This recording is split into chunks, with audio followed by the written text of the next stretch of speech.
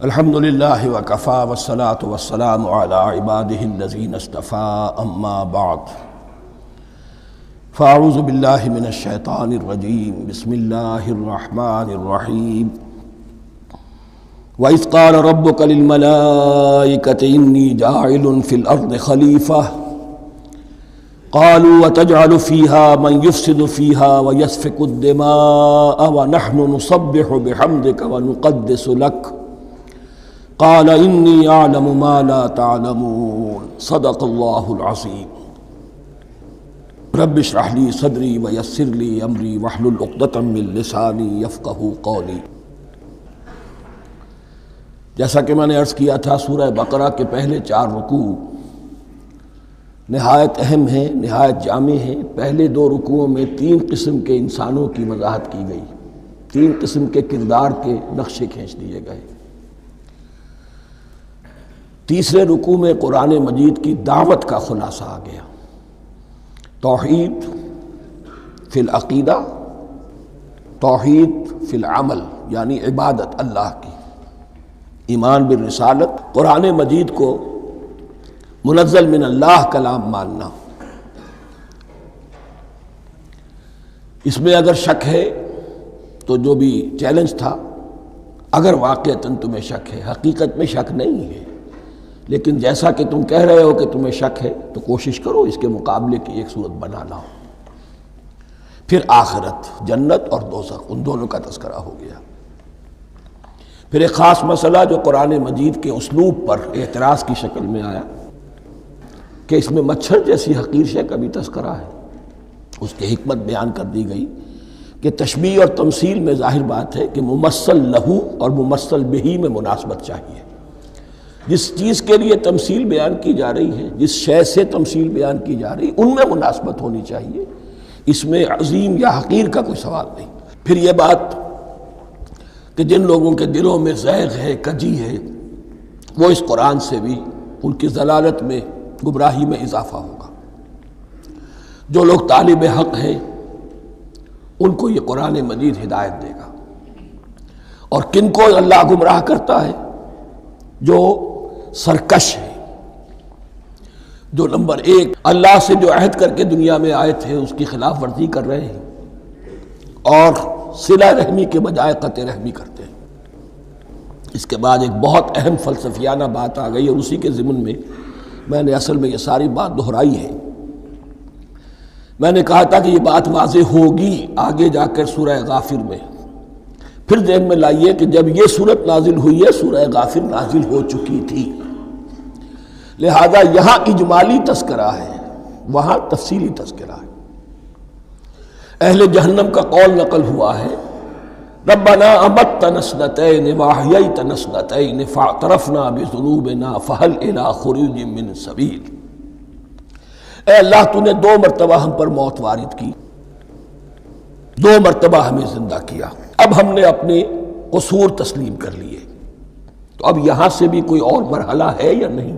یہاں سے نکلنے کا بھی کوئی راستہ ہے یا نہیں؟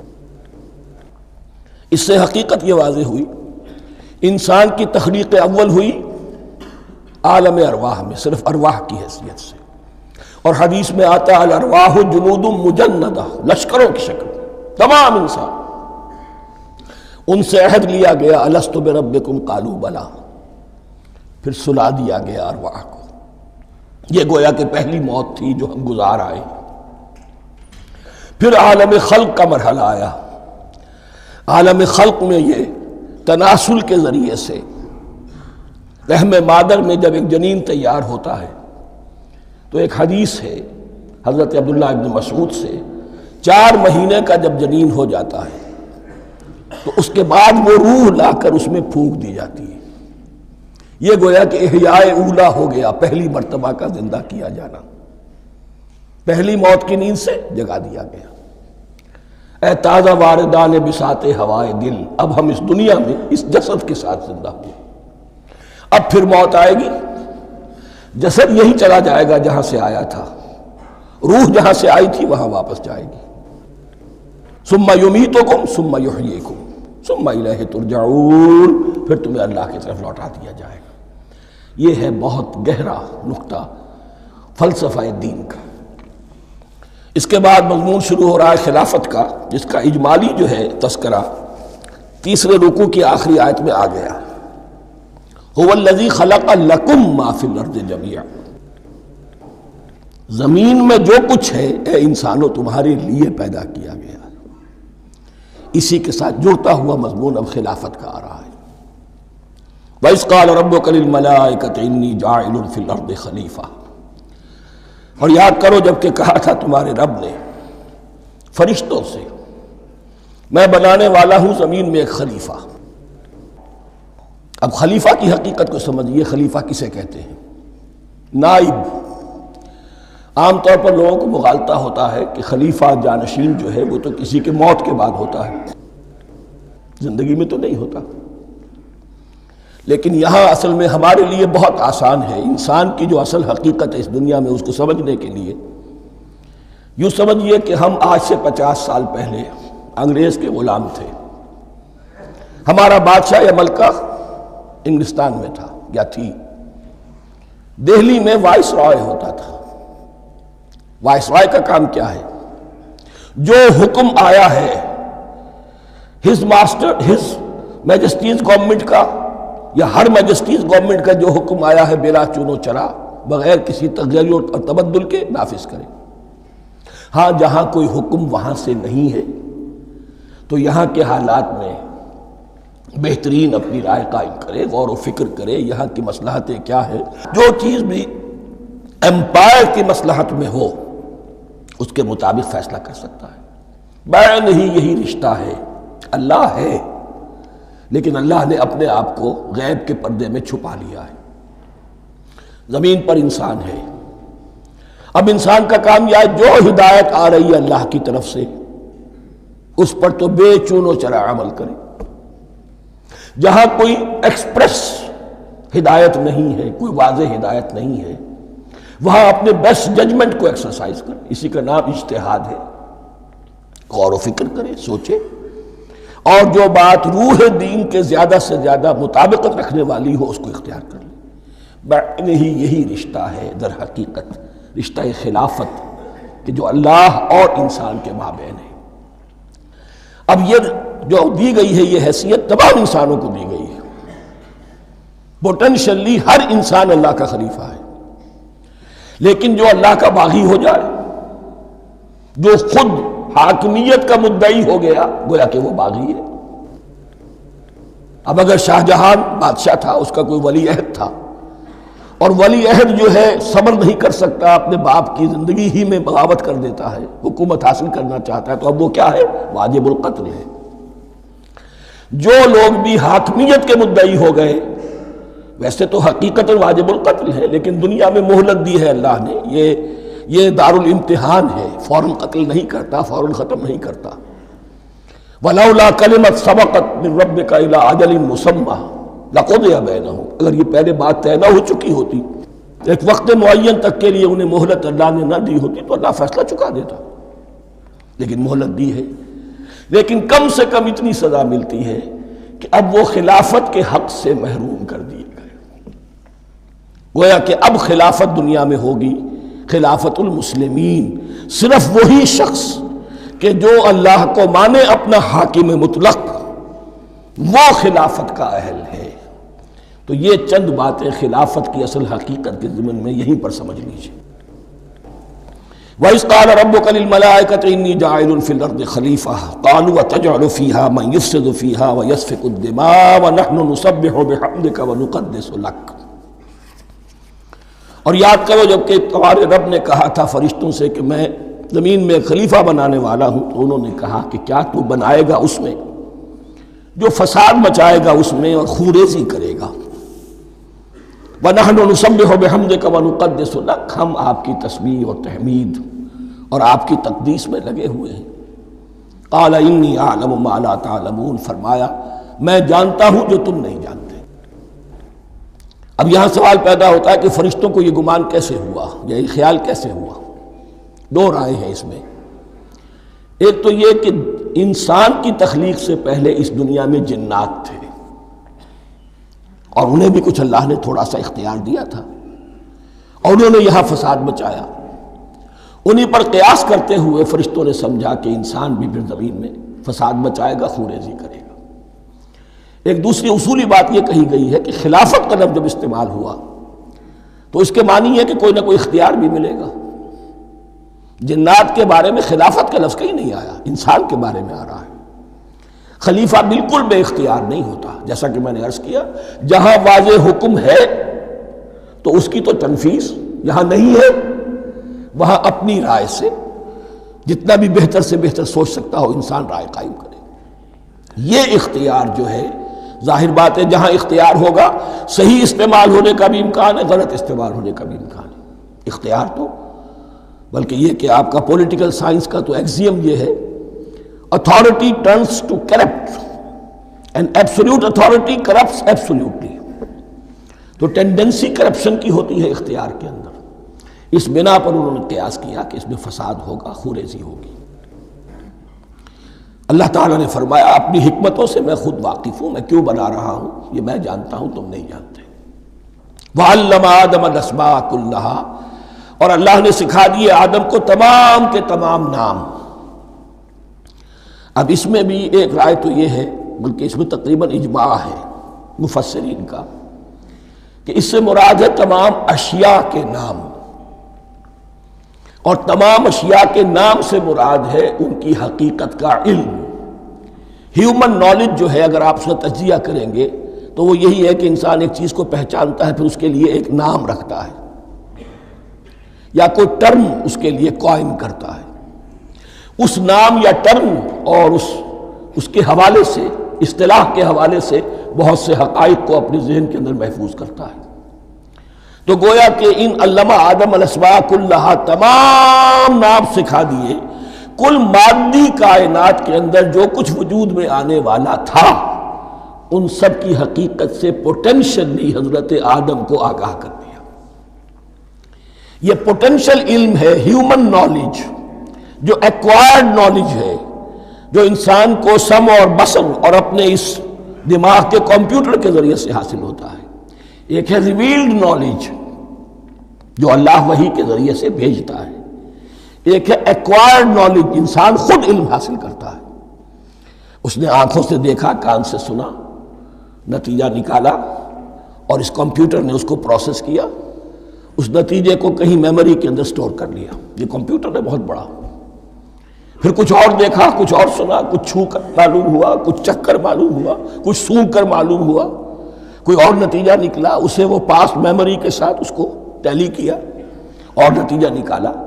اس طرح رفتہ رفتہ ان السمع والبصر والفؤاد کل اولئک کان عنہ مسئولا، یہ ایکوائرڈ نالج تین چیزوں سے انسان کو حاصل ہو رہا ہے، سماعت، بصارت اور یہ عقل، جو فائدہ اخذ کرتی ہے، جو اس کو پروسیس کرتی ہے، اس تمام جو سینس ڈیٹا اس کو مہیا ہوتا ہے سینس آرگنز کے ذریعے سے. یہ علم ہے جو پوٹینشلی حضرت آدم کو دے دیا گیا. اس کی ایکسفولیشن ہو رہی ہے، اب درجہ بدرجہ وہ علم پھیل رہا ہے، بڑھ رہا ہے، اور بڑھتے بڑھتے کہاں تک پہنچے گا ہم کچھ نہیں کہہ سکتے. کہاں سے کہاں پہنچ گیا انسان. اس نصف صدی کے اندر علم انسانی میں جو ایکسپلوژن ہوا ہے، میں اور آپ اس کا تصور تک نہیں کر سکتے. اکثر بڑے بڑے جو سائنسدان ہیں انہیں تصور نہیں ہے، اس لیے کہ ایک شخص اپنی لائن فزکس کے بارے میں جانتا ہے کیا کچھ ہو گیا، یا فزکس کی بھی کسی شاخ کے بارے میں جانتا ہے، باقی دوسری جو لائن ہے اسے کچھ پتہ نہیں. اسپیشلائزیشن کا دور ہے، لہذا جو ایکسپلوژن کہا جائے، دھماکہ ہوا ہے علم کا، اس کا کوئی اندازہ نہیں ہے ہمارے پاس. اور کس تیزی کے ساتھ وہ چیز آگے بڑھ رہی ہے، کس تیزی کے ساتھ ایک چیز آج جو ایجاد ہوئی چند دنوں کے اندر اندر اس کے بعد اس کا نیا کوئی ورشن آ جاتا ہے اور یہ چیز جو ہے آبسولیٹ ہو جاتی ہے. کمیونیکیشن کے اندر جو انقلاب عظیم برپا ہوا ہے. تو آپ یہ سمجھیے کہ اقبال نے جو شعر کبھی کہا تھا کہ عروج آدم خاکی سے انجم سہمے جاتے ہیں کہ یہ ٹوٹا ہوا تارا مہ کامل نہ بن جائے. اور یہ مہ کامل بنے گا کب؟ جب دجال کی شکل اختیار کرے گا. دجال کون ہوگا؟ جو ان تمام قواعد طبیعہ کے اوپر قابو پا لے گا، جب چاہے گا جہاں چاہے گا بارش برسائے گا. رزق کے تمام خزانے اپنے ہاتھ میں لے لے گا، جو اس کے اوپر ایمان لائے گا اسی کو ملے گا، کسی اور کو نہیں ملے گا، اس کی آواز پوری دنیا میں سنائی دے گی، وہ چند دنوں کے اندر پوری دنیا کا چکر لگا لے گا۔ یہ ساری چیزیں جو حدیث میں دجال کے بارے میں آئی ہیں وہ اسی علم آدم، ایکوائرڈ نالج کے اس حد کو پہنچ جانا کہ وہ ٹوٹل مسٹریز نیچر کی جو ہے وہ اس پر منکشف ہو جائے اور ان قواعد طبیعہ کو وہ ہارنس کر لے، قابو میں لے آئے اور انہیں استعمال کرے۔ کبھی جب ہمارے کسی بہت 200-300ویں کوئی پیڑھی میں کوئی ہمارے جد امجد ہوں گے جنہوں نے کوئی چٹان دیکھی کہ گری، پتھر پر پتھر ٹکرایا تو آگ اس میں سے شعلہ نکلا، اس کا یہ مشاہدہ کافی ہو گیا آگ پیدا کرنے کے لیے۔ پتھروں کو ٹکراؤ، آگ پیدا کر لو۔ یہ اس دور کی سب سے بڑی ایجاد تھی، آگ، انرجی۔ اب وہ انرجی کہاں سے کہاں پہنچی، وہ آگ نے بھاپ کی شکل اختیار کی، پھر ہم نے بجلی ایجاد کی، اور کب کیا ہے، ایٹمک انرجی ہے، اور نہ معلوم کیا کیا ہے، واللہ اعلم۔ ان تمام چیزوں کا تعلق ہے خلافت ارضی کے ساتھ، لہذا فرشتوں کو جو بتایا گیا وہ یہ ہے کہ آدم کو علم بھی دیا جا رہا ہے، صرف اختیار ہی نہیں دیا جا رہا، علم دیا جا رہا ہے۔ وَعَلَّمَ آدَمَ الْأَسْمَاءَ كُلَّهَا ثُمَّ عَرَضَهُمْ عَلَى الْمَلَائِكَةِ، پھر ان تمام اشیاء کو پیش کیا فرشتوں کے سامنے۔ فَقَالَ أَنبِئُونِي بِأَسْمَاءِ هَؤُلَاءِ، اور فرمایا کہ مجھے بتاؤ ان چیزوں کے نام، ان کنتم صادقین، اگر تم سچے ہو۔ قالوا سبحانک لا علم لنا الا ما علمتنا، انہوں نے کہا پروردگار تو پاک ہے ہر نقص سے، ہر عیب سے، ہر ضعف سے، ہر احتیاج سے، مبرہ ہے، منزہ ہے، اعلیٰ ہے، ارفع ہے۔ لا علم لنا الا ما علمتنا، ہمیں کوئی علم حاصل نہیں سوائے اس کو جو تو نے ہمیں سکھا دیا ہے۔ اس کی تعبیر یہی بہتر معلوم ہوتی ہے کہ ملائکہ کی حیثیت در حقیقت اس کائناتی جو حکومت ہے اللہ کی، آفاقی حکومت، اس کے کارندوں کی ہے، یہ اس کے سول سرونٹس ہیں، تو ہر ایک کو صرف اس کے شعبے کے متعلق علم دیا گیا ہے، علم جامع نہیں ہے، تمام چیزوں کا علم یہ معلوم کرنے کی استعداد ان کے پاس نہیں ہے۔ کوئی فرشتہ فرض کیجئے بارش کے اوپر مامور ہے، کوئی پہاڑوں پر مامور ہے، جس کا ذکر سیرت میں آتا ہے کہ جب طائف میں حضور پر پتھراؤ ہوا ہے تو اس کے بعد ایک فرشتہ حاضر ہوا ہے کہ میں ملک الجبال ہوں، اللہ نے مجھے پہاڑوں پر مامور کیا ہوا ہے، آپ اگر فرمائیں تو جن لوگوں نے آپ کو ستایا ہے، یہ جو طائف جن دو پہاڑوں کے درمیان یہ وادی ہے، ان کو آپس میں ٹکرا دوں کہ یہ پس کر اور سرما بن جائے۔ آپ نے فرمایا نہیں، کیا عجب، اللہ تعالیٰ ان کی اگلی نسلوں کو ہدایت دے دے۔ تو فرشتے ہیں، کوئی پہاڑوں پر مامور ہے، کوئی کسی خدمت پر مامور ہے، ان کو علم دیا گیا ہے صرف انہی کی اپنی جو بھی فرائض منصبی ہیں ان کے شعبے سے متعلق، کل نہیں۔ جامعیت جو ہے علم کی وہ ہے کہ جو حضرت آدم علیہ السلام کو پوٹینشلی دے دی گئی اور جو اب بڑھتے بڑھتے ایک بہت جلاور درخت بن چکا۔ سبحانک لا علم لنا الا ما علمتنا انک انت العلیم الحکیم، یقیناً آپ ہی کی ذات ہے جو کل کے کل علم کی حامل ہے اور جس کے اوپر حکمت بھی، جس کی حکمت بھی کامل ہے، باقی تو ہر مخلوق میں سے ہر ایک کا علم ناقص رہے گا۔ العلیم، کل علم کا جاننے والا تو ہی ہے، الحکیم، کل حکمت وہ تو تیرے ہی پاس ہے۔ قال یا آدم انبئہم باسمائہم، اللہ نے فرمایا کہ آدم ان کو بتاؤ ان کے نام۔ فلما انباہم باسمائہم، تو جب انہوں نے بتا دیے ان کو، فرشتوں کو، ان کے نام، قال الم اقل لکم انی اعلم غیب السماوات والارض، تو اللہ نے فرمایا کہ میں نے کہا نہیں تھا کہ میں جانتا ہوں آسمانوں اور زمین کی تمام غائب چیزوں کو جو تمہاری نگاہوں سے بھی اوجھل ہے، غیب، میں ہر شے کا جاننے والا ہوں۔ وَأَعْلَمُ مَا تُبْدُونَ وَمَا كُنْتُمْ تَكْتُمُونَ، اور میں جانتا ہوں جو کچھ تم ظاہر کر رہے تھے اور جو کچھ تم چھپا رہے تھے۔ چھپانے میں محسوس ہوتا ہے کہ ان کی خواہش یہ تھی کہ خلافت ہمیں ملے،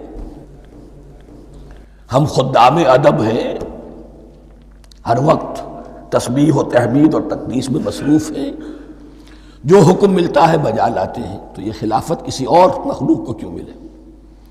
یہاں صرف یہ اور بتا دوں کہ یہ چونکہ اب ایک تیسری مخلوق کا ذکر بھی بعد میں آئے گا، 3 صاحب تشخص مخلوقات ہیں اللہ کی، صاحب تشخص، صاحب شعور، جن میں کا شعور ہے، انا، میں۔ ایک ملائکہ ہیں، ان کی تخلیق نور سے ہوئی ہے۔ ایک انسان ہے جن کی تخلیق گارے سے ہوئی ہے۔ ایک جنات ہیں جن کی تخلیق آگ سے ہوئی ہے۔ باقی حیوانات ہیں، ان میں شعور تو ہے، خود شعور ہی نہیں ہے۔ Self consciousness, there is a world of difference between consciousness and self consciousness. انسان جب دیکھتا ہے تو اس کو یہ بھی معلوم ہے میں دیکھ رہا ہوں۔ کتا بلہ دیکھتا ہے، اسے یہ اندازہ نہیں ہوتا کہ میں دیکھ رہا ہوں، دیکھنے کا ایک نتیجہ ہے جو نکل آتا ہے، لیکن میں کا وجود نہیں ہے۔ یہ انا، سیلف، ایگو، یہ انسان میں ہے، جنات میں ہے، شعور میں، اور فرشتوں میں ہے۔ ایک نوری مخلوق، ایک ناری مخلوق، ایک زمین کے اس کرسٹ میں، یہ جو مٹی اور گارے، مٹی اور پانی کا جو ملغوبہ ہے گارے کی شکل میں، اس سے بنا ہے۔ قال یا آدم انبئهم باسمائهم فلما انباهم باسمائهم قال الم اقل لكم انی اعلم غیب السماوات والارض واعلم ما تبدون وما كنتم تكتمون وإذ قلنا للملائكة اسجدوا لآدم فسجدوا الا ابلیس۔ اور یاد کرو جب کہ ہم نے کہا فرشتوں سے سجدہ کرو سب کے سب آدم کو، جھک جاؤ آدم کے سامنے، فسجدوا، ان سب نے سجدہ کیا، الا ابلیس، سوائے ابلیس کے۔ پہلی بات تو یہ سمجھیے کہ تمام ملائکہ کے سجدے کی ضرورت کیا تھی؟ کیا یہ صرف تعظیماً تھا؟ اور تعظیماً اگر تھا تو کیا آدم خاکی کی تعظیم تھی یا کسی اور شے کی تعظیم تھی؟ مکی صورتوں میں یہ بات 2 جگہ واضح کی گئی ہے۔ فَإِذَا سَوَّيْتُهُ وَنَفَخْتُ فِيهِ مِن رُوحِي فَقَعُوا لَهُ سَاجِدِينَ، جب میں اس آدم کی تخلیق مکمل کر لوں اور اس میں اپنی روح میں سے پھونک دوں، تب گر پڑنا اس کے سامنے سجدے میں۔ تعظیم اگر ہے تو آدم خاکی کی نہیں ہے، اس کے اندر جو ڈیوائن ایلیمنٹ ہے، جو ڈیوائن سپارک ہے، جو روح ربانی ہے، میری روح، اس کی ہے۔ اور نمبر 2، اس کی حکمت کیا ہے، علت کیا ہے، غرض و غایت کیا ہے؟ جیسا کہ میں نے عرض کیا، اس کائنات کی اس حکومت کے کارندے تو وہ ہیں۔ خلیفہ بنایا جا رہا انسان کو، جب تک یہ ساری سول سروس اس کے تابع نہ ہو، خلافت کیسے کرے گا؟ دیکھیے میں جانا چاہتا ہوں، چوری کرنے کے لیے جانا چاہتا ہوں، راستے میں کتنے فیکٹرز ہوں گے، کتنے فزیکل فینومینا ہوں گے۔ میں چلنا چاہتا ہوں، میں زمین کو دھکیلتا ہوں، زمین مجھے دھکیلتی ہے، زمین مجھے نہ دھکیلے تو میں کیسے چلوں گا؟ یہ پوری کائنات جو ہے، یہ جب ہم کو ارادہ کرتے ہیں اور کوئی فعل کرتے ہیں تو اس فعل کے پورے ہونے میں، اس کے ظہور میں نہ معلوم کون کون سے ایلیمنٹس ہیں، کون کون سی فورسز آف دی نیچر ہیں جو ہمارے ساتھ موافقت کرتی ہے تو ہم وہ کام کر سکتے ہیں۔ اور ان سب پر فرشتے مامور ہیں، ہر ایک کی اپنی ڈومین ہے۔ اگر وہ تابع نہ ہوں تو خلافت کی کوئی معنی نہیں۔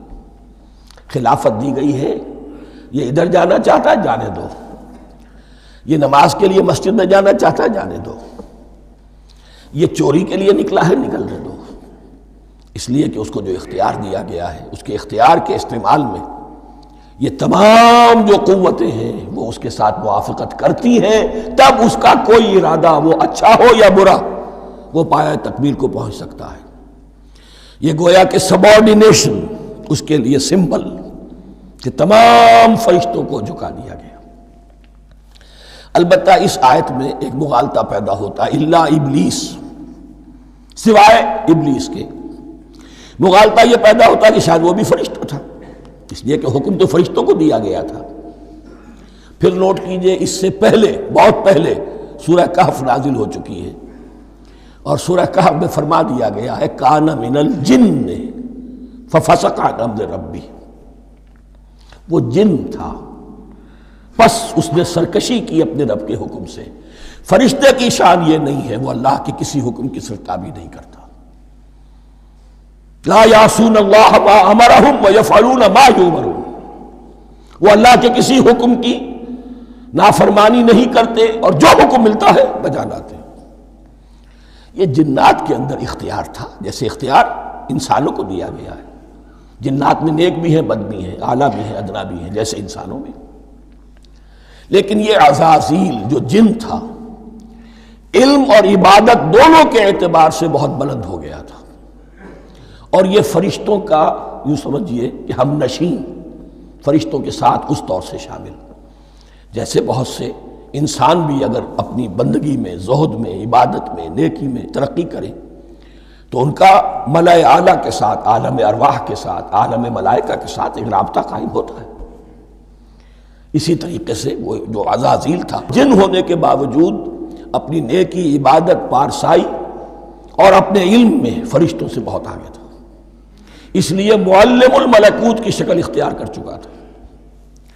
اس کو اپنی زوم تھا، یہ بات جیسا کہ میں نے عرض کیا 7 مرتبہ قرآن میں یہ بات آئی ہے، قصہ ابلیس و آدم، کہ فرشتوں کو حکم ہوا کہ سجدہ کرو، سب جھک گئے، ابلیس نے سجدے سے انکار کر دیا 7 مرتبہ۔ یہ 7ویں مرتبہ ہے جو ہم پڑھ رہے ہیں، مصحف میں پہلی مرتبہ آ رہا ہے، ترتیب نزول میں 7ویں مرتبہ آ رہا ہے۔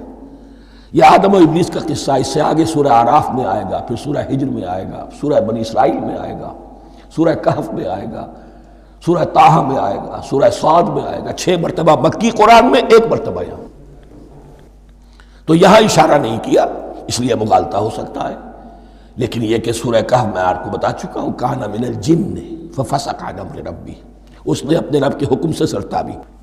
ابلیس اس کا صفاتی نام ہے اب، اس لیے کہ ابلس یبلس کے معنی ہوتے ہیں مایوس ہو جانا۔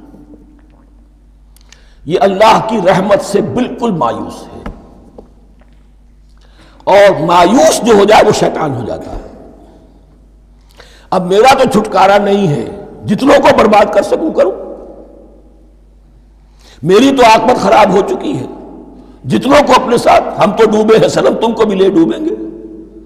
اب وہ شیطان اس معنی میں کہ انسان کی عداوت اس کی گھٹی میں پڑ گئی، اس نے اللہ سے پھر اجازت بھی لی کہ مجھے مہلت دے دے، یوم یبعثون، قیامت تک کے دن کے لیے، تو میں ثابت کر دوں گا کہ یہ آدم اس رتبے کا حقدار نہ تھا، مستحق نہ تھا جو اسے دیا گیا۔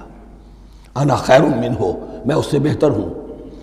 خلقتنی من نار وخلقتہ من طین، تو نے مجھے آگ سے بنایا، اسے گارے سے بنایا۔ لیکن یہ تکبر ہے در حقیقت کہ جس نے اسے راندہ درگاہ حق کر دیا۔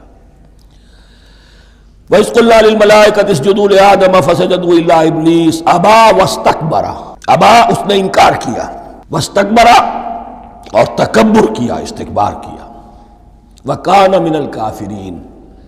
کانا عربی زبان میں 2 طرح کا ہوتا ہے، تامہ، ناقصہ۔ ایک معنی یہ ہو سکتے ہیں کہ ہو گیا، اب اپنے اس استکبار اور انکار کی وجہ سے کانا من الکافرین، وہ کافروں میں سے ہو گیا۔ ایک کانا تامہ ہوتا تھا ہی کافروں میں سے، یعنی اس کے اندر سرکشی چھپی ہوئی تھی، اب ظاہر ہو گئی۔ یہ معاملہ ہوتا ہے، کسی شخص کی بدنیتی اس کے اوپر پردے پڑے رہتے ہیں نیکی کے، زہد کے، کسی خاص وقت میں آ کر وہ ننگا ہو جاتا ہے، اور جو اس کے اندر تھا اصل، اس کی حقیقت، وہ سامنے آ جاتی ہے۔ اس کا امکان ہے، تو دونوں معنی اس کے ہو سکتے ہیں۔ وَقُلْنَا يَا آدَمُ اسْكُنْ أَنْتَ وَزَوْجُكَ الْجَنَّةَ، اور ہم نے کہا کہ اے آدم رہو تم اور تمہاری بیوی جنت میں۔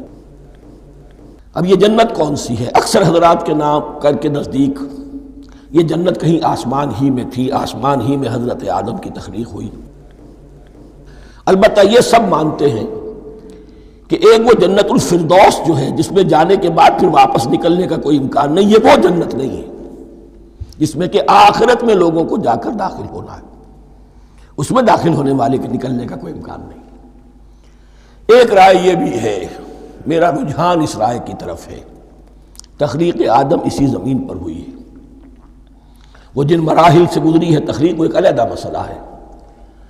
بایولوجی اور وحی دونوں اس پر متفق ہیں کہ مٹی سے، کرسٹ آف دی ارتھ سے انسان بنا ہے، اس پر اتفاق ہے، قرآن کا بھی اور بایولوجی کا بھی، جدید علم الحیوانات کا بھی، علم الحیات کا۔ سٹیجز کیا ہیں اس میں اختلاف ہو سکتا ہے، اس کو چھوڑ دیجئے، وہ اس وقت کا بحث نہیں۔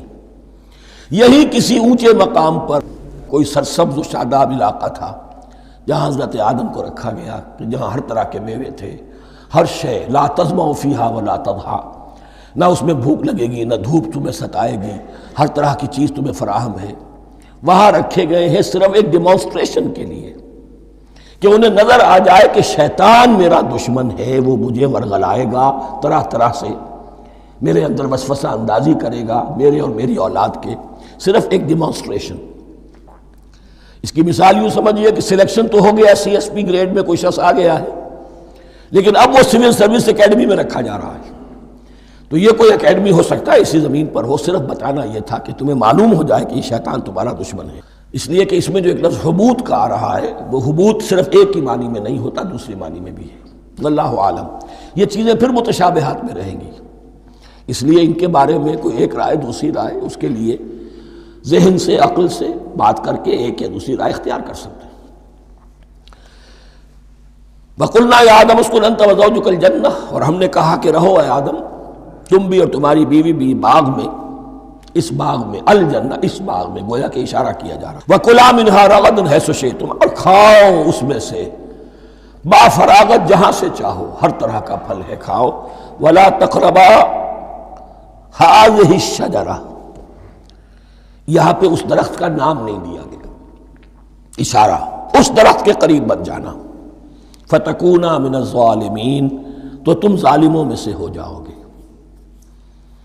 تم حد سے گزرنے والوں میں سے ہو جاؤ گے۔ اب اس کی بھی حکمت سمجھیے کہ چونکہ ڈیمانسٹریشن کرانی ہے کہ تمہیں کسی چیز سے، ہزار چیزیں مباح ہیں دنیا میں، چند چیزیں پینے کی حرام ہیں، اب تم اگر ان ہزار مباح چیزوں کو چھوڑ کر حرام چیز کو پیتے ہو تو یہ تمہارا اختیار ہوا، جبکہ اللہ تعالیٰ نے مباحات کا دائرہ بہت وسیع رکھا ہے۔ جس سے چاہو چند رشتے ہیں جو بیان کر دیے گئے، یہ حرام ہے، محرمات ہے، ابدیہ ہیں، ان سے تو شادی نہیں ہو سکتی، باقی کسی مسلمان عورت سے دنیا کے کسی کونے میں وہ شادی کر سکتے، کروڑوں کے آپشنز آپ کے لیے خالی کھلے ہیں، لیکن پھر بھی انسان شادی نہ کرے، زنا کرے، یہ گویا کہ اس کی اپنی خباثت نفس ہے۔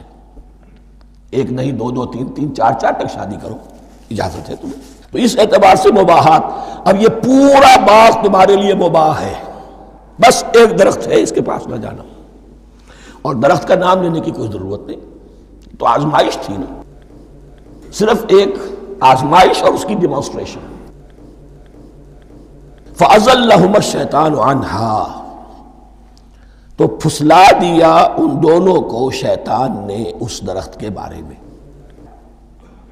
اب وہ کس کس طریقے سے پھسلایا، یہ بھی جیسا کہ میں نے عرض کیا 6 مرتبہ چونکہ یہ قصہ آ چکا ہے، اس کی آپ کو سورہ طٰہٰ میں تفصیل ملے گی، کس کس طریقے سے پھسلایا اور اس بات کے لیے تیار کیا۔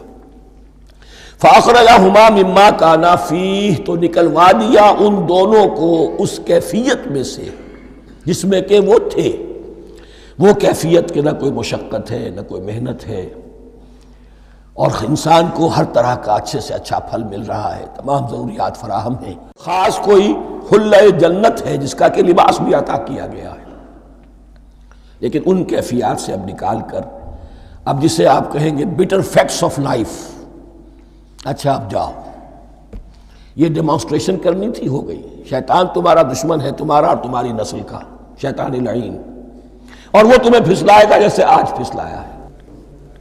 تم آگاہ رہنا اس کی شرارتوں سے، ان الشیطان لکم عدو فاتخذوہ عدوا، یہ شیطان تمہارا دشمن ہے، اسے اپنا دشمن ہی سمجھو، لیکن یہ ہے کہ اگر کچھ لوگ اسے دوست بنا لیں، اس کے ایجنٹ بن جائیں، اس کے کارندے بن جائیں، یہ ان کا چوائس ہے جس کی سزا انہیں ملے گی۔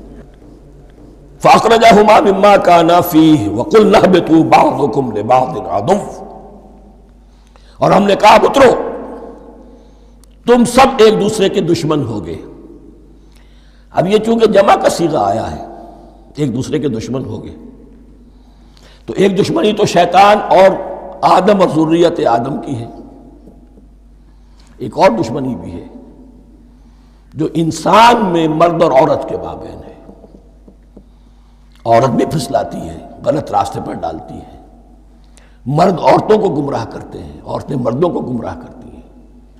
قرآن مجید میں کہا گیا یا ایھا الذین آمنوا ان من ازواجکم واولادکم عدوا لکم فاحذروہم، اہل ایمان چوکنے رہو، چوکس رہو، تمہاری بیویوں اور اولاد میں سے تمہارے دشمن ہیں، بچ کر رہو، کیپ الرٹ،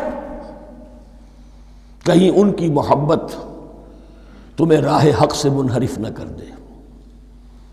تم ایک اچھا کام کرنا چاہتے ہو، بیوی رکاوٹ بن گئی، بیوی کو اچھا کام کرنا چاہتی، شوہر رکاوٹ بن گیا، تو یہ محبت نہیں ہے، یہ عداوت ہے۔ اس حوالے سے بعضکم لبعض عدو وَلَكُمْ فِي الْأَرْضِ مُسْتَقَرٌّ وَمَتَاعٌ إِلَىٰ حِينٍ، اور تمہارے لیے اب زمین میں مستقر ہے، جائے قیام ہے اور متاع ہے، ضرورت کی چیزیں ہیں ہم نے فراہم کر دی ہیں، إِلَىٰ حِينٍ، لیکن ایک وقت معین تک کے لیے، یہ ابدی نہیں ہے، ایک وقت آئے گا یہ بساط ہم لپیٹ دیں گے۔ یوم نطوی السماء کطی السجل للکتب، جس دن کہ ہم تمام فضاؤں کو اور تمام خلاؤں کو، تمام آسمانوں کو اس طرح لپیٹ لیں گے جیسے کتابوں کا طومار لپیٹ لیا جاتا ہے۔ ایک وقت آئے گا، یہ تخلیق الی اجل مسمى ہے، الی حین ہے۔ فتلقى آدم من ربہ کلمات فتاب علیہ، تو سیکھ لیے، حاصل کر لیے آدم نے اپنے رب سے کچھ کلمات، تو اللہ نے ان کی توبہ قبول کر لی۔ اب اس کی وضاحت سورہ اعراف میں ہے، یہ تو چونکہ پس منظر میں وہ 2/3 قرآن موجود ہے، اس کی وضاحت کیا ہے کہ حضرت آدم میں سخت پشیمانی پیدا ہوئی ہے، میں نے کیا کیا، مجھ سے خطا سرزد ہو گئی، اللہ کے حکم کی میں نے خلاف ورزی کی، لیکن ان کے پاس الفاظ نہیں تھے کن الفاظ میں اللہ سے استغفار کریں، کن الفاظ میں اللہ سے معافی چاہیں۔ اللہ کی رحمت یہ ہوئی کہ اللہ نے الفاظ انہیں خود تلقین فرما دی۔ یہ اللہ کی شان رحیمی ہے۔ اصل شے جو ہے وہ انسان کے اندر گناہ پر ندامت کا پیدا ہو جانا ہے، یہ اصل توبہ ہے۔ علامہ اقبال نے جو بڑی اپنی آغاز عنفوان شباب میں جو اشعار کہے تھے، ان میں سے ایک شعر کو سن کر پھڑک اٹھے تھے اس وقت کے اساتذہ بھی۔ موتی سمجھ کے شان کریمی نے چن لیے، قطرے جو تھے میرے عرق انفعال کے، انفعال کہتے ہیں شرمندگی کو، شرمندگی سے میری پیشانی پر جو پسینے کے قطرے نمودار ہو گئے، میرے پروردگار کو وہ اتنے عزیز ہوئے، اس نے انہیں موتی کی طرح چن لیا۔ موتی سمجھ کے شان کریمی نے چن لیے، قطرے جو تھے میرے عرق انفعال کے، تو فتلقى آدم من ربہ کلمات، ان پر پچھتاوا ہوا، ندامت ہوئی، اللہ نے انہیں الفاظ، وہ الفاظ کیا تھے وہ سورہ اعراف میں ہیں، ربنا ظلمنا انفسنا وان لم تغفر لنا وترحمنا لنکونن من الخاسرین، اے اللہ ہم نے اپنی جانوں پر ظلم کیا ہے، اور اگر تو نے ہمیں بخش نہ دیا اور رحم نہ فرمایا تو ہم تو خسارہ والوں میں ہو جائیں گے، تباہ ہو جائیں گے، برباد ہو جائیں گے۔ یہی پر فوری تقابل موجود ہے۔ غلطی ابلیس سے بھی ہوئی، حکم سے سرتابی ہوئی، لیکن اس پر ندامت نہیں ہوئی، تکبر کی بنا پر اور اکڑ گیا، انا خیر منہ۔ غلطی آدم سے بھی ہوئی، نافرمانی ہوئی، لیکن اس پر پشیمان ہوئے اور توبہ کی۔ وہ شیطنت ہے، یہ آدمیت ہے، ورنہ کوئی انسان گناہ سے اور معصیت سے مبرہ نہیں ہے۔ حضور کی ایک حدیث ہے، کل بنی آدم کلکم خطاؤون، کل بنی آدم خطاؤون وخیر الخطائین التوابون، آدم کے تمام اولاد، تمام انسان خطا کار ہیں، ان خطا کاروں میں بہتر وہ ہیں، اچھے وہ ہیں جو توبہ کرتے ہیں۔ تو یہاں حضرت آدم سے غلطی ہوئی، انہوں نے توبہ کی، پشیمانی ہوئی، ندامت ہوئی، اس نے کی اور اس پر جم گیا، اصرار کیا. فتلقى آدم من ربه کلمات فتاب علیہ انہ هو التواب الرحیم. یقیناً وہی تو ہے بہت توبہ کو قبول فرمانے والا اور بہت رحم فرمانے والا. یہ نوٹ کیجئے گا توبہ کا لفظ دونوں طرف سے آتا ہے. بندہ بھی تواب وخیر الخطائین التوابون. تواب بندے بھی ہو گئے، تواب اللہ بھی ہے. اس کی اصل حقیقت کیا ہے؟ بندے نے خطا کی اور دور ہو گیا اللہ سے. اللہ نے اپنی رحمت کی نگاہ اس سے پھیر لی. بندے نے توبہ کی، اللہ پھر اپنی رحمت کے ساتھ اس کی طرف متوجہ ہو گیا. توبہ کے معنی پلٹنا. بندہ معصیت سے توبہ کر کے اپنی اصلاح کی طرف، بندگی کی طرف، اطاعت کی طرف پلٹ آیا. اللہ نے جو اپنی نظر رحمت پھیر لی تھی، اللہ نے پھر وہی اپنی شان غفاری اور رحیمی کے ساتھ بندے کی طرف توجہ فرما لی. جس کے لیے حدیث میں الفاظ آتے ہیں تم اگر میری طرف بالشت بھراؤ گے میں ہاتھ بھراؤں گا، تم اگر چل کر آؤ گے میں دوڑ کر آؤں گا. ہم تو مائل بکرم ہیں کوئی سائل ہی نہیں، راہ دکھلائیں کسے رہنم منزل ہی نہیں. وہ تو تواب ہے. بس فرق یہ ہے کہ تابہ بندے کے لیے ہوگا تو الہ ہوگا، تابہ الہ، انی تبت الیک. اور جب اللہ کی طرف سے ہوگا تابہ علیہ، وہ اعلیٰ ہوگا، اس پر توبہ کی. یعنی اللہ کی بلند شان ہے تو انسان توبہ کرتا ہے تو اس کی طرف توبہ کرتا ہے.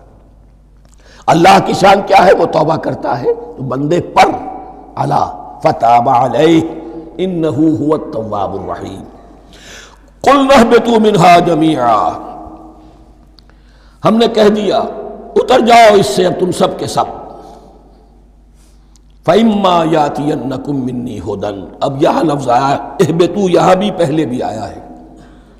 جو حضرات یہ سمجھتے ہیں کہ تخلیق آدم آسمانوں پر ہوئی ہے اور جنت بھی وہ آسمان میں ہے جہاں رکھے گئے تھے، آزمائشی یا ٹریننگ یا ڈیمانسٹریشن والی جنت، وہ یہاں حبوط کا ترجمہ کریں گے کہ آسمان سے زمین پر اترنے کا حکم دیا گیا. جو لوگ سمجھتے ہیں یہی کسی بلند مقام پر تھے، وہ کہتے ہیں کہ نیچے اترو، کسی بڑی اونچی سطح مرتفع پر اگر کوئی جگہ تھی تو اب نیچے اترو اور جاؤ، اب تمہیں زمین میں ہل چلانا پڑے گا اب روٹی حاصل کرنے کے لیے. یہ جو نعمتوں کے دسترخوان یہاں بچھے ہوئے تھے یہ اب تمہارے لیے نہیں ہے. اس کے لیے اس معنی میں اس لفظ کا استعمال جو ہے وہ آ جائے گا آگے چل کر اسی سورہ بقرہ کے اندر، کہ اس معنی میں بھی سورہ بقرہ کے 7ویں رکوع میں یہ لفظ استعمال ہوا ہے. تو امکان اس کا بھی ہے. بس اس سے آگے ادھر یا ادھر کی زیادہ بحث کرنے کا یہ موقع دورہ ترجمہ قرآن میں نہیں ہے. قُلْ اهْبِطُوا مِنْهَا جَمِيعًا فَإِمَّا يَأْتِيَنَّكُم مِّنِّي هُدًى فَمَن تَبِعَ هُدَايَ فَلَا خَوْفٌ عَلَيْهِمْ وَلَا هُمْ يَحْزَنُونَ. تو جب بھی آئے گی تمہارے پاس میری جانب سے کوئی ہدایت، تو جو کوئی میری ہدایت کی پیروی کرے گا اس کے لیے نہ خوف ہوگا اور نہ وہ حزن سے دوچار ہوں گے. یہ ہے علم انسانی کا دوسرا گوشہ، ریویلڈ نالج. اس چوتھے رکوع کی جو حسن ہے اسے دیکھیے. شروع میں ایکوائرڈ نالج کا ذکر ہے جو پوٹینشلی حضرت آدم کی ذات میں رکھ دیا گیا اور جو انسان نے پھر اپنی محنت سے ان السمع والبصر والفؤاد اس کے ذریعے سے آگے بڑھایا. یہ علم ہے چل رہا ہے. آج مغربی اقوام ہم سے بہت آگے ہیں. کبھی ایک زمانے میں مسلمان آگے نکل گئے تھے، لیکن ظاہر بات ہے کہ اس دنیا میں عروج تو انہی کو ہوگا جو ان چیزوں میں سب سے زیادہ جس کی آگہی حاصل ہوگی. البتہ ایک علم وہ ہے جو آسمان سے نازل ہوتا ہے، یہ گیون ہے، ریویلڈ نالج ہے، یہ وحی ہے. فَإِمَّا يَأْتِيَنَّكُم مِّنِّي هُدًى. تمہارے مقام خلافت کا تقاضا یہ ہے جو احکام ہمارے آئے، جو ہدایات ہم بھیجیں ان کو تو پوری طریقے سے اس کی پیروی کرو. فَمَن تَبِعَ هُدَايَ. تو جو کوئی بھی میری ہدایت کی پیروی کرے گا فَلَا خَوْفٌ عَلَيْهِمْ وَلَا هُمْ يَحْزَنُونَ. وَالَّذِينَ كَفَرُوا. اور جو ناشکری کریں گے، کفر کریں گے، انکار کریں گے، وَكَذَّبُوا بِآيَاتِنَا. اور ہماری آیات کو جھٹلائیں گے، فَأُولَٰئِكَ أَصْحَابُ النَّارِ هُمْ فِيهَا خَالِدُونَ. تو وہ جہنمی ہوں گے، آگ والے ہوں گے، اس میں ہمیشہ ہمیشہ رہیں گے. یہ ہے گویا کہ چارٹر، اس نوع انسانی کو جو ابدی چارٹر اللہ نے دیا ہے، جبکہ زمین کا چارج دے دیا گیا خلیفہ کی حیثیت سے۔ یہاں یہ 4 رکوع جو ہے سورہ بقرہ کے، جو میں نے عرض کیا تھا، قرآن کی دعوت، قرآن کا بنیادی فلسفہ، اس پر یہ جام ہے، اور یہ مکی صورتوں کے مضامین کا خلاصہ۔ اب یہاں سے شروع ہو رہا ہے 5ویں رکوع سے، مسلسل 10 رکوع، مسلسل خطاب ہے بنی اسرائیل سے۔ البتہ ان میں ایک تقسیم ہے، پہلے رکوع میں دعوت ہے۔ دعوت جب ہوتی ہے تو آمادہ کرنا، تشویق، ترغیب، دل جوئی، نرمی، یہ دعوت کے اجزاء لا ينفک ہیں، اس کے بغیر دعوت مؤثر نہیں ہوتی۔ لہذا ان 7 آیات میں یہ یوں سمجھیے کہ ان 10 رکوعوں کے لیے یہ بمنزلہ فاتحہ ہے، جیسے سورہ فاتحہ 7 آیتوں کی، ایسے ہی اس دعوت سابقہ امت مسلمہ کو دعوت دی جا رہی ہے۔ تو کس طرح دی جا رہی ہے؟ یہ کون تھے؟ یہ بھی مسلمان ہی تو تھے نا، کافر تو ہو گئے حضور کا انکار کر کے، ورنہ وہ موسیٰ کے ماننے والے، شریعت ان کے پاس، بڑے بڑے علماء ان میں، علم کا چرچا ان میں، سب کچھ تھا، ان کو دعوت دی جا رہی ہے۔ لیکن میں اس لیے آپ کو چاہتا ہوں، اس کو توجہ دلا رہا ہوں، آج اگر مسلمانوں میں جو غافل ہو گئے، اپنی حقیقت کو بھول گئے، اپنے فرض منصبی سے غافل ہو گئے، دنیا کے اور قوموں کی طرح کی ایک قوم بن کر رہ گئے، اگر کوئی ایک داعی گروہ کھڑا ہو، کوئی جماعت، کوئی فرد، اور اس سے جماعت بنے، تو ظاہر بات ہے سب سے پہلے اسے اسی امت کو دعوت دینی ہوگی، اس لیے کہ دنیا تو اسلام کو پہچانے گی اس امت کے حوالے سے۔ فزیشین ہیل تھائی سیلف، پہلے یہ تو ٹھیک ہو، یہ کہیں پر صحیح اسلام کا نمونہ پیش کرے تو دنیا کو دعوت دے سکو گے، آؤ دیکھو یہ ہے اسلام۔ اس لیے ان کو جو دعوت دینے کا اسلوب ہونا چاہیے وہ عکس ہوگا اس اسلوب کا جو ان 7 آیات میں ہمارے سامنے آ رہا ہے۔ یا بنی اسرائیل اذکروا نعمتی التی انعمت علیکم، اے بنی اسرائیل، اسرائیل کو سمجھ لیجئے یہ مرکب لفظ ہے، اسر، اسی سے اسیر بنا ہے، اسیر جو کسی کا قیدی ہوتا ہے، ایل عبرانی میں اللہ کے لیے ہے، اور اسرائیل کا ترجمہ ہے عبداللہ، اللہ کا غلام، اللہ کے ساتھ بندھا ہوا اس کی اطاعت کے قلاتے کے اندر۔ تو یہ اسرائیل یہ لقب ہے حضرت یعقوب علیہ السلام کا، ان کے 12 بیٹے تھے، 12 بیٹوں سے جو نسل چلی وہ بنی اسرائیل ہے، انہی میں حضرت موسیٰ کی بعثت ہوئی اور تورات انہیں دی گئی، پھر یہ ایک بہت بڑی امت بنے۔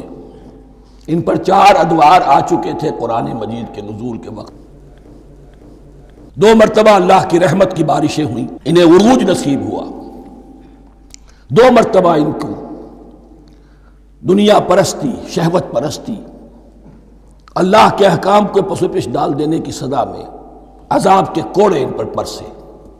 اس کا ذکر آئے گا سورہ بنی اسرائیل کے پہلے رکوع میں۔ اس وقت جب کہ قرآن نازل ہو رہا ہے، اس وقت وہ اپنے اس زوال کے دور میں تھے۔ حال یہ تھا کہ حضور صلی اللہ علیہ وسلم کی بعثت سے پہلے ہی 2nd ٹیمپل بھی شہید کیا جا چکا تھا، گرایا جا چکا تھا۔ حضرت سلیمان نے جو بنایا تھا ہیکل سلیمانی، جس کو یہ 1st ٹیمپل کہتے ہیں، اسے نیبوکدنضر نے گرا دیا تھا حضرت مسیح سے بھی کئی 100 سال پہلے۔ لیکن اس کے بعد پھر یہ رومنز نے سن 70 عیسوی میں حضور کی ولادت سے 500 برس پہلے ان کا یہ یروشلم تباہ و برباد ہوا، اس میں لوگوں کو قتل کیا گیا، قتل عام ہوا، اور 2nd ٹیمپل جو ہے وہ بھی گرا دیا گیا، جو اب تک گرا پڑا ہوا ہے۔ صرف ایک ویلنگ وال ہے جس کے پاس جا کر یہودی جو ہے ماتم کر لیتے ہیں، روتے ہیں، اور اب وہ بنانے پر تلے ہوئے ہیں اپنا 3rd ٹیمپل، اس کے نقشے بن چکے ہیں، بلو پرنٹ بن چکے ہیں۔ لیکن بہرحال جس وقت قرآن نازل ہو رہا تھا یہ بہت ہی پستی میں تھے۔ اس کے بارے میں فرمایا، اے بنی اسرائیل ذرا یاد کرو میرے اس انعام کو جو تم پر ہوا۔ وہ انعام کیا ہے؟ میں نے تمہیں اپنی کتاب دی، نبوت سے سرفراز فرمایا، اپنی شریعت تمہیں عطا فرمائی، تمہیں داؤد، تمہارے اندر داؤد اور سلیمان جیسے بادشاہ اٹھائے جو بادشاہ بھی تھے، نبی بھی تھے۔ وَأَوْفُوا بِعَهْدِي، اور میرے وعدے کو پورا کرو تاکہ میں بھی اپنے وعدے کو پورا کروں۔ یہ وعدہ ہے جو کتاب استثناء جو ہے اولڈ ٹیسٹمنٹ کی، ڈیوٹرانومی، اس کے 18ویں باب کی آیت نمبر 18 اور 19 میں ہے۔ حضرت موسیٰ سے خطاب کر کے اس میں اللہ نے یہ الفاظ فرمائے، میں ان کے بھائیوں میں سے تیرے مانند ایک نبی برپا کروں گا اور اس کے منہ میں اپنا کلام ڈالوں گا، اور وہ وہی کچھ بتائے گا جو میں اس سے کہوں گا۔ یہ گویا کہ حضرت موسیٰ علیہ السلام کی امت کو بتایا جا رہا تھا کہ نبی آخر الزماں آئیں گے اور تمہیں انہیں قبول کرنا ہے۔ قرآن مجید میں اس کا بڑا تفصیلی ذکر سورہ اعراف میں آئے گا انشاءاللہ، لیکن یہاں فرمایا اوفوا بعہدی اوف بعہدکم، تم میرا عہد پیرا پورا کرو، میرے اس نبی کو تسلیم کرو، اس پر ایمان لاؤ، اس پر کی صدا پر لبیک کہو، تو میں تمہیں میرے انعام و اکرام اور بڑھتے چلے جائیں گے۔ وَإِيَّايَ فَارْهَبُونَ، اور صرف مجھ سے ڈرو۔ وَآمِنُوا بِمَا أَنزَلْتُ مُصَدِّقًا لِمَا مَعَكُمْ، اور ایمان لاؤ اس پر جو میں نے نازل کیا ہے، جو تمہارے پاس جو تورات ہے اس کی تصدیق کرتے ہوئے آیا ہے۔ اس کے دو معنی ہے، ایک تو قرآن تصدیق کرتا ہے تورات کی اور انجیل کی، فیہا ھدی ونور، فیہ ھدی ونور، اور دوسرے یہ کہ قرآن اور محمد صلی اللہ علیہ وسلم ان پیشین گوئیوں کے مصداق بن کر آئے ہیں جو تورات میں تھی، ورنہ وہ پیشین گوئیاں جھوٹی ثابت ہوتی۔ ان کے مصداق کون ہے؟ قرآن اور محمد صلی اللہ علیہ وسلم۔ یہ دونوں معنی اس کے ہیں۔ وَآمِنُوا بِمَا أَنزَلْتُ مُصَدِّقًا لِمَا مَعَكُمْ وَلَا تَكُونُوا أَوَّلَ كَافِرٍ بِهِ، اور دیکھو تم ہی سب سے پہلے ان کا کفر کرنے والے نہ بن جاؤ۔ تمہیں تو سب کچھ معلوم تھا، تم تو منتظر تھے، تم تو آخری نبی کے انتظار میں تھے اور ان کے حوالے سے دعائیں کیا کرتے تھے کہ اللہ اس نبی آخر الزمان کے واسطے سے ہماری مدد فرما اور کافروں کے مقابلے میں ہمیں فتح عطا فرما۔ یہ آئے گا آگے چل کر اسی سورہ بقرہ کے اندر۔ لیکن اب تم ہی سب سے بڑھ کر کافر ہو گئے، تم ہی سب سے بڑھ کر دشمن ہو گئے۔ وَلَا تَكُونُوا أَوَّلَ كَافِرٍ بِهِ وَلَا تَشْتَرُوا بِآيَاتِي ثَمَنًا قَلِيلًا، اور دیکھو میری ان آیات کے عوض حقیر سی قیمت قبول نہ کرو۔ یہ آیات الہیہ ہیں، ان کو رد کر رہے ہو، کس لیے؟ ہماری مسندیں، ہماری حیثیت، ہماری چودراہٹیں، کہیں ان پر کوئی آنچ نہ آ جائے۔ حقیر سی چیزیں، یہ صرف اس دنیا کا سامان ہے، اس کے سوا کچھ نہیں۔ وَلَا تَشْتَرُوا بِآيَاتِي ثَمَنًا قَلِيلًا وَإِيَّايَ فَاتَّقُونِ، اور صرف مجھ سے تقوی اختیار کرو، میرا تقوی اختیار کرو۔ وَلَا تَلْبِسُوا الْحَقَّ بِالْبَاطِلِ وَتَكْتُمُوا الْحَقَّ وَأَنْتُمْ تَعْلَمُونَ، اور نہ گڈمڈ کرو حق کے ساتھ باطل کو، اور مت چھپاؤ حق کو، درا حالے کہ تم جانتے ہو۔ یہ بات اچھی طرح نوٹ کر لیجیے، جانتے بوجھتے کرنا، ایک ہے مغالطے میں کرنا، وہ ضلالت ہے، گمراہی ہے۔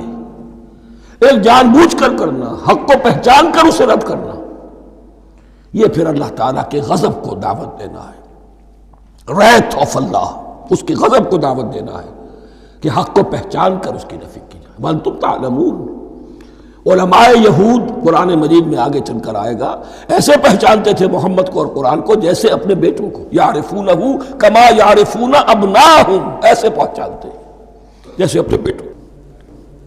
وَأَقِیمُوا الصَّلَاةَ وَآتُوا الزَّکَاةَ، دیکھو نماز قائم کرو، زکوٰۃ ادا کرو۔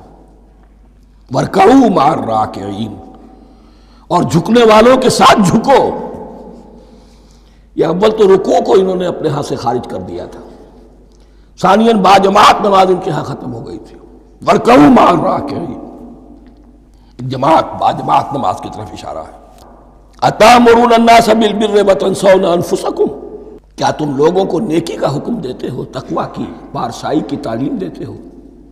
میں کہہ رہا ہوں نا کہ اصل میں مخاطب کون ہے؟ علماء یہود۔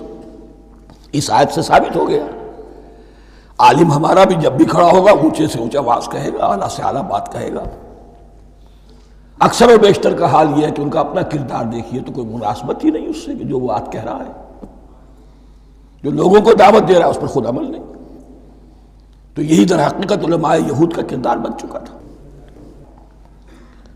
اَتَأْمُرُونَ النَّاسَ بِالْبِرِّ وَتَنْسَوْنَ أَنفُسَكُمْ، کیا تم لوگوں کو نیکی کا حکم دیتے ہو اور خود اپنے آپ کو بھول جاتے ہو؟ وَأَنْتُمْ تَتْلُونَ الْكِتَابَ، اور یہ سب کچھ تم کر رہے ہو اس حال میں کہ کتاب پڑھتے بھی ہو، تورات پڑھتے ہو، صاحب تورات ہو۔ ہمارے بھی بہت سے علماء کا، علماء سو جنہیں ہم کہتے ہیں، حال یہ ہو چکا ہے، خود بدلتے نہیں قرآن کو بدل دیتے ہیں، ہوئے کس درجہ فقیہان حرم بے توفیق۔ جو صورتحال ہے صرف قرآن کا متن بچا ہوا ہے، اس کے مفہوم میں، اس کی تفسیر میں، اس کے ترجمے میں تو تحریفیں موجود ہیں، بڑی بڑی تحریفیں موجود ہیں، متن بچا ہوا ہے، وہ اس لیے کہ اللہ تعالیٰ نے اس کی حفاظت کا ذمہ لیا ہے۔ وَاسْتَعِینُوا بِالصَّبْرِ وَالصَّلَاةِ، اور مدد حاصل کرو دو چیزوں سے، صبر اور نماز۔ یہ صبر کا لفظ یہاں پر بہت قیمتی ہے، بہت بامانی ہے۔ علماء سو کیوں وجود میں آتے ہیں؟ جب وہ دنیا کے کتے بن جائیں گے تو وہ دین کو بدنام کرنے والے ہوں گے۔ بظاہر دینی مناسب ہیں لیکن اصل میں ان کے پردے میں دنیا داری کی جا رہی ہے، صبر نہیں۔ بس صبر کے ساتھ اور نماز کے ساتھ، اس لیے کہ آپ صحیح راستے پر آئیں گے۔ اگر کوئی عالم دین لوگوں پر تنقید کرے گا، لولا ینہاہم الربانیون والاحبار، کیوں نہیں روکتے ان کے علماء اور ان کے اولیاء اور صوفیاء ان کو حرام کھانے سے اور جھوٹ بولنے سے؟ اگر کوئی شخص روکے گا اس کو پھر نذرانے تو نہیں ملیں گے، اس کی خدمتیں تو نہیں ہوگی۔ اگر تو دنیا میں صبر اختیار کرنا ہے تب تو آپ حق بات کہہ سکتے ہیں، اور اگر دنیاوی ایمبیشنز ہیں تو پھر آپ کو کہیں نہ کہیں کمپرومائز کرنا پڑے گا۔